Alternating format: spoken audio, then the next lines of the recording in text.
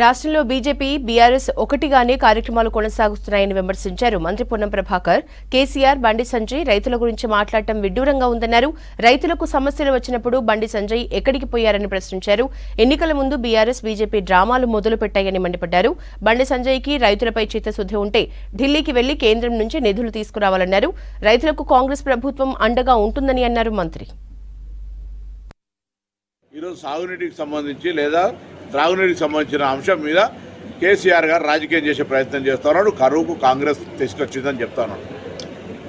నేను కరువు TRS party తీసుకొచ్చిందంటలే, కానీ అది ఒక ప్రకృతి నేచర్ అంశం తెలిసి కూడా ఎన్నిల వల్ల వర్షం అనేటువంటిది 4 రోజుల్లోనే పడి దాని తదుపరి వర్షం లేకపోవడం వల్ల గ్రౌండ్ వాటర్ పడిపోయినటువంటి పరిస్థితి కావచ్చు, లేదా ఇవాళ నీటి కొరత ఏర్పడడానికి ఉన్నటువంటి కారణం తెలిసి కూడా ఆ విధంగా మాట్లాడుతూ ఉన్నాడు. నీకు వీలైతే ప్రభుత్వంగా మేము కూడా ఈరోజు కేంద్ర ప్రభుత్వాన్ని డిమాండ్ చేస్తూ ఉన్నాం.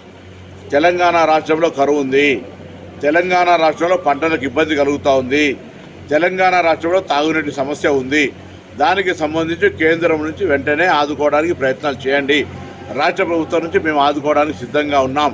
ఆ అంశంలో కేసీఆర్ గారు కేంద్ర ప్రభుత్వాన్ని డిమాండ్ చేసి తెలంగాణ బిడ్డగానే తెలంగాణ కోసం కొట్లాడిన అన్నట్టయితే ఇవాళ తెలంగాణ ప్రజలకు అవసరమైన ఈ అంశాల మీద కాంగ్రెస్తో పాటు కలిసి ఈరోజు రాష్ట్రంలో నుంచి వెళ్ళి కేంద్రంను అడిగేటువంటి ప్రయత్నం చేయాలి. బీజేపీ, టీఆర్ఎస్ రెండు ఒకటే గొంతుగా ఉండే దిశ లోపల వీళ్ళ కార్యక్రమాలు కొనసాగుతున్నాయి.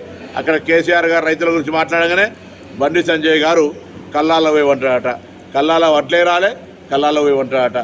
కల్లాల వడ్లు ఉన్ననాడు రైతులు ఇబ్బంది ఉన్ననాడు, కల్లాల రైతులు చనిపోయినాడు, కల్లాల అధిక తూకం తూకినాడు బండి సంజయ్ కనవల్లే.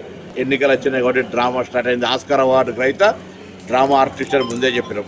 ఇలా నీకు నిజంగా చిత్తశుద్ధి ఉంటే బండి సంజయ్ గారు ఢిల్లీకి పోయి ఈరోజు రాష్ట్రంలో కరువు ఉన్నటువంటి పరిస్థితులలో జరిగిన రైతాంగ నష్టానికి కేంద్రం నుంచి నిధులు ఇవ్వమను, ప్యాకేజ్ ఇవ్వమను, వాళ్ళని ఆదుకుందాం. ఎకరానికి మీరు ఎంత డిమాండ్ చేస్తావో, ఎంత ఇప్పిస్తావో దానికి బరాబర్గా అంతే మేము కూడా కలిపి రైతులను ఆదుకునే ప్రయత్నం చేస్తాం.